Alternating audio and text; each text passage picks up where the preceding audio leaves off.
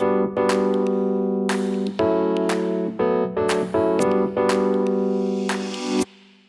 our final presenter for tonight.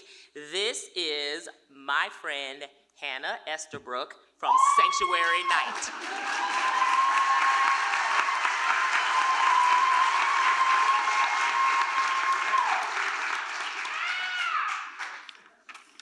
There's my people. There are individuals in this room tonight who have survived some of the roughest streets in Columbus.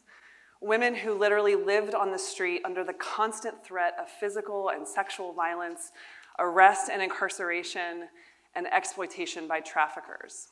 And these women, they're not just somebody's daughter or somebody's sister, they're somebody, a human being capable of greatness. Tonight, I want to tell you about the amazing women of Sullivan Avenue. My name is Hannah Estabrook, and I'm the Executive Director of Sanctuary Night. We operate a drop-in center empowering vulnerable women to get their basic needs met, receive necessary harm reduction services, and be connected to resources, all in the context of a caring community. Now, as anyone who's ever had a mental health crisis or a traumatic incident can tell you, and don't worry, I won't ask for a show of hands, but these things don't always happen in the convenient hours of 9 a.m. and 5 p.m. This is why our highest aim is to be a 24/7 drop-in center. Now, my favorite thing about Sanctuary Night is that we have employed individuals with lived experience, people who have exited the sex trade, homelessness, and addiction. We have 11 survivors on staff, and they are certified as peer support specialists by the Ohio Department of Mental Health and Addiction Services, or OMAS. When we opened our doors last year, we anticipated that we would serve 150 unique women in our first year of operating. At this moment, we're about a month shy of our 1-year anniversary, and we have served, wait for it, over 900 unique women. Yeah. Now, over 50 of these women have been able to get connected to treatment programs. They've made it to court dates, delivered healthy babies. Some of them have even maintained stable housing and employment. But clearly, we underestimated the need. So let's talk about money. As the only OMAS certified drop-in center for this specific population, this allows us to bill and be reimbursed by Medicaid. And we're grateful for that. But the reality is that Medicaid will not cover, or it's not sufficient for the quality of life that we want for our staff. So we're asking for $96,000 to add 3 to 5 part-time peer support specialists to our team. This would allow us to increase our hours of operation, increase billable services rendered, and of course that Medicaid reimbursement money, all making us less dependent on grant dollars and individual donors, making us more sustainable. So I'll close with this. Last year, on the first day that we opened, a woman came in who we had known for years, and she decided she wanted to get sober. With our help, she maintained sobriety while living in a tent close by our building. A couple months later, she decided that she wanted even more stability for herself, and so we helped her get into a treatment program, and she has moved beautifully through that treatment program and now even volunteers at Sanctuary Night. And actually, she called me last week to inquire about a job. So just as a building can be transformed, so too can the lives of the women on Sullivan Avenue. Just imagine what we could do if our doors never closed. Thank you.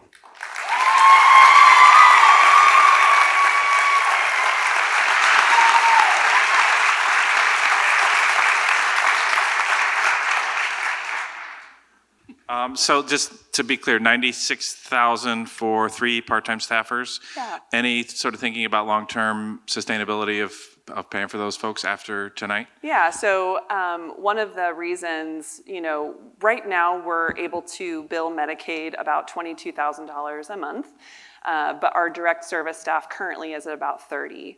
So that 96 is a nice number to sort of cover a year's expenses. But instead of just pocketing that money, we want to hire more people, because we know that as we hire folks who can provide specific clinical services, we can be reimbursed further. So Medicaid is absolutely part of our sustainable plan. So it's that kind of like, you got to spend money to make money. Turns out that's true here. Yeah. You have clearly been surprised by demand. Do you have a sense now of what the demand really looks like? Yeah, I think we thought we would serve 15 to 20 women a day, and we're serving closer to 40 or more, and so I think that's been fairly stable for the last several months. So I think at this point we're planning for more like those kinds of numbers going forward. Yeah. Of the 900, how many of those were repeat? Yeah, so this accounts for thousands of visits. I don't remember the data like right offhand, but I mean, it is, most people return. So it's probably a small number, less than 100, who have only come once. Many of them they come back over and over. Yeah. What's the biggest need that you saw last year from the 900 women? Is it housing? Is it jobs? Like, what's the common theme there? Yeah, absolutely. Housing for sure is probably the biggest one, and just in general, the need for detox and treatment programs. And obviously, that's a tricky thing, because we know that decision to get and maintain sobriety is going to stick if a woman chooses that for herself. And so that takes time and relationship building, which of course we're doing. But you don't provide the rehabilitation detox services yourselves, right? We do not. You're Yeah. introducing them into other programs? Correct. We're sort of a bridge to those programs. Yeah.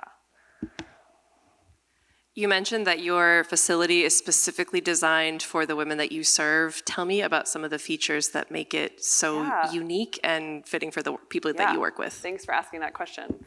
So we tried to design it, and our architect was amazing at just making sure it felt not institutional. It feels more like a home. Our front room, if you could see it, is just comfortable couches, and we just really tried to, beautiful art. We just really tried to make it homey and inviting and not institutional feeling. Really tall ceilings. So that's a trauma-informed, piece that we could do. And then also just the ability to, have some closed off spaces for clinical services. Yeah. Thank you so much, Hannah. Appreciate you.